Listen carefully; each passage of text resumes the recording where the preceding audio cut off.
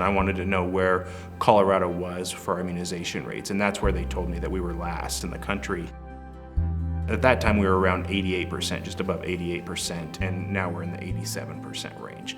Mind you, for the immunizations to be effective, for them to work, we need to be at 95% as a community or as a society.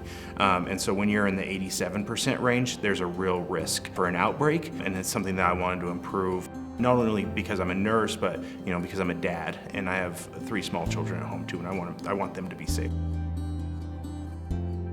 We see our transportation system and how easily people get around nowadays. And so if something happens here in the metro area, that can easily start affecting the Western Slope or the Eastern Plains. And so this is not about politics. This is about protecting our community.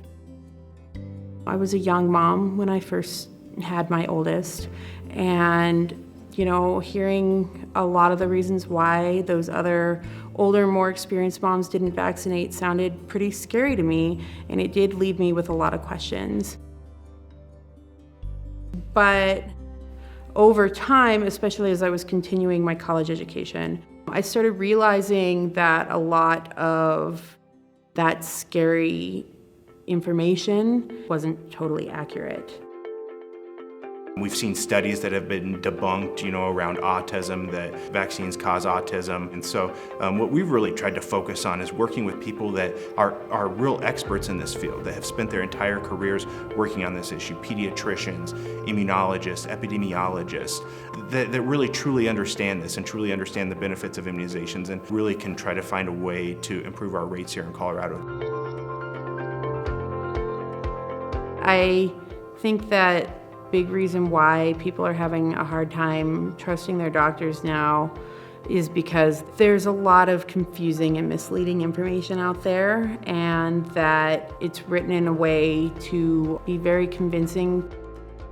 We've seen studies from 2017 that show that just here in Colorado alone, that $55 million was spent to treat vaccine-preventable diseases in our hospitals. That doesn't take into account loss of work or going to your primary care doctors. This is just specifically around hospitals, and that's a significant amount of money. And again, I think the key word in all of this is preventable.